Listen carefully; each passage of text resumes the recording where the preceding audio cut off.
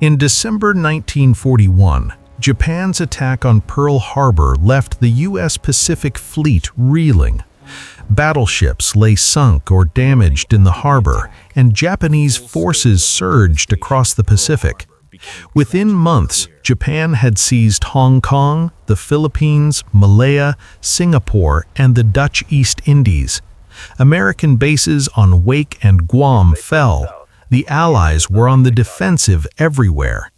Yet the carriers of the U.S. Pacific Fleet had been at sea on December 7th and survived. Those few flat tops would soon become the only tools America had to halt Japan's advance. At the same time, Japan's leaders knew their window of advantage was limited. Admiral Isoroku Yamamoto, architect of Pearl Harbor, understood American industry would eventually outbuild Japan. He believed that only by destroying the remaining U.S. carriers could Japan secure its gains and force a negotiated peace. His next plan aimed to lure those carriers into a decisive ambush. The bait would be a tiny atoll roughly halfway between Hawaii and Asia, Midway. Midway was little more than 2 sandy islands and an airfield, but its location mattered. From there, aircraft could threaten both Hawaii and Japanese supply lines. Yamamoto reasoned that if Japan attacked Midway, the Americans would have to respond.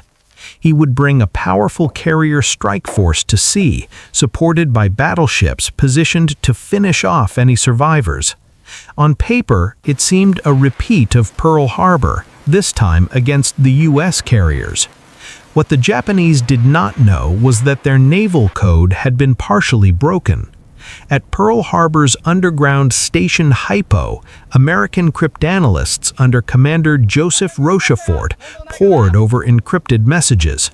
By spring 1942, they suspected that an operation was being planned against a target referred to only as AF. They believed AF was Midway, but higher command wanted proof. To confirm it, Midway's garrison was instructed to send an unencrypted radio message claiming its water distillation plant had failed. Days later, Japanese intercepts reported that AF is short of water. The trap Yamamoto planned for the Americans had, in a sense, already been turned against him. Admiral Chester Nimitz, Pacific Fleet commander, now knew where and roughly when Japan would strike. He also knew he was still outnumbered in carriers and aircraft, but knowing the enemy's plan allowed him to choose the battlefield and prepare an ambush of his own. Nimitz rushed every available asset toward Midway. The carrier USS Yorktown, damaged at the Battle of the Coral Sea, underwent emergency repairs in just 3 days. Alongside Enterprise and Hornet, she formed a hastily assembled task force. They would steam to a point northeast of Midway and wait, hidden, for the Japanese carriers to approach.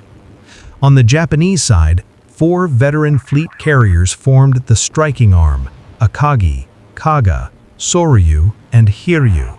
They carried many of the pilots who had attacked Pearl Harbor and won victories across the Pacific. Yamamoto's wider plan involved surface forces and a diversion toward the Aleutian Islands, but the outcome would hinge on those 4 carriers. In late May and early June 1942, both fleets raced across the Pacific, unaware of each other's exact positions. Reconnaissance would become critical. On the morning of June 3rd, a U.S. patrol plane from Midway spotted part of the Japanese invasion group. American bombers launched from Midway attacked that force, scoring no hits but confirming the enemy's approach. The carrier strike group, however, remained hidden until the next day. Before dawn on June 4th, Japanese carriers launched their first wave. Bombers and fighters headed for Midway's airfield and defenses. Midway's radar picked up the incoming raid. Sirens wailed as pilots scrambled to their aircraft. U.S. Marine and Navy fighters climbed to intercept, outnumbered and flying older planes like the Brewster Buffalo and Wildcat. They fought desperately but suffered heavy losses. Many were shot down before reaching the bombers. Japanese aircraft bombed Midway, damaging runways and facilities but not putting the airfield entirely out of action. Meanwhile, American commanders on the island launched their own strike against the Japanese carriers. B-26s, B-17s, and torpedo-armed Navy bombers took off from Midway, following rough bearings toward the enemy fleet. They attacked piecemeal, without the benefit of coordinated fighter escort. High-altitude B-17s dropped bombs that mostly missed. Low-flying torpedo bombers ran into deadly walls of fighter and anti-aircraft fire.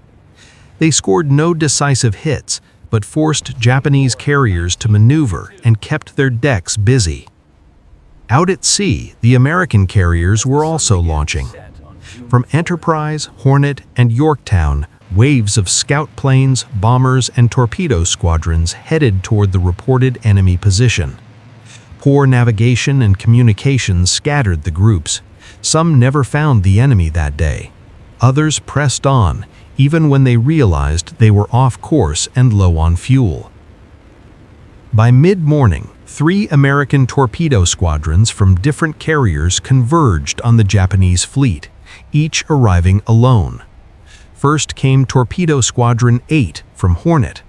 Flying outdated TBD Devastators at low speed and altitude, they attacked without fighter cover. Japanese fighters tore into them. Anti-aircraft guns filled the air with fire. VT-8's attack failed to score a hit. Almost the entire squadron was shot down over the sea. Next came Torpedo Squadron 6 from Enterprise, then Torpedo Squadron 3 from Yorktown, suffering similarly grim fates. To many in those squadrons, their attack must have seemed hopeless. Yet their sacrifice had an unintended but critical effect. Japanese combat air patrol fighters were drawn downward and outward, chasing low-flying torpedo planes. Carriers maneuvered violently to avoid torpedoes, their decks cluttered as they recovered returning aircraft. At that crucial moment, high above the battle, another group of American planes arrived unseen. Dive bombers from Enterprise and Yorktown had initially searched in the wrong area, then corrected course using a lucky sighting of a lone cruiser's wake. Guided by that clue, they finally sighted the Japanese carriers around 10:20 a.m. From altitude, they could see 3 carriers, Akagi, Kaga, and Soryu, turning below, with many of their fighters down at low level. With little opposition above them, the U.S. dive bombers rolled into their steep attack dives. From Enterprise, planes targeted Kaga and Akagi. From Yorktown, others dove on Soryu. Bombs fell in rapid succession, slamming into flight decks packed with fueled and armed aircraft or close by. Explosions ripped through hangars, igniting gasoline and ordnance. In minutes, 3 of Japan's 4 carriers were fatally damaged, engulfed in flames and smoke. The air power that had spearheaded Japan's early war successes was suddenly crippled. Only Hiryu remained operational. Her commander launched immediate counterstrikes, determined to strike back while he still could. Hiryu's first wave of dive bombers found Yorktown around midday.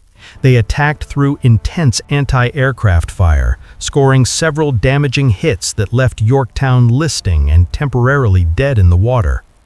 Damage control teams fought fires and flooding. By early afternoon, the carrier was righted and moving again. But Hiryu's second wave, this time torpedo bombers, arrived soon after. Attacking from multiple directions, they overwhelmed Yorktown's defenses and delivered torpedo hits that crippled her a second time. American crews were eventually ordered to abandon ship, though salvage efforts later tried to save her. Even as Yorktown suffered, U.S. scouts were searching for Hiryu. That afternoon, dive bombers from Enterprise and the hastily retasked air group from Yorktown finally located the last Japanese carrier. Hiryu zigzagged and fired desperately, but could not escape. Several bombs struck her deck and forward section. Fires quickly raged out of control. By nightfall on June 4th, all 4 Japanese carriers involved in the Midway operation were either sinking or fatally damaged. The next day, Japanese cruisers trying to withdraw collided in the confusion and came under further attack. Yorktown, already gravely hurt, would later be torpedoed by a submarine and lost. But the balance of the Pacific War had shifted. Japan had lost 4 frontline carriers and many of its most experienced naval aviators, losses it could not easily replace. The United States had lost 1 carrier and many brave air crews, but retained 2 carriers and, critically, the initiative. Strategically, Midway ended Japanese expansion and put them permanently on the defensive in the Central Pacific. It safeguarded Hawaii, and with it the sea routes and bases vital to America's war effort. Had the U.S. carriers been destroyed at Midway, Japan might have been free to isolate Hawaii or raid deeper into the Pacific. Instead, within months, the U.S. Navy would go on the offensive at Guadalcanal and beyond. Midway did not end the war, but it gave America time and space to bring its full industrial power to bear. It also showed how intelligence, courage, and a measure of luck could overturn seemingly overwhelming odds. For the aviators who dived on Japanese decks and the torpedo squadrons who drew enemy fire at sea level, the victory came at terrible cost. Today, the atoll of Midway is quiet, its runways mostly empty, wildlife reclaiming much of the land. Under the surrounding waves lie the wrecks of carriers, planes, and ships from both sides.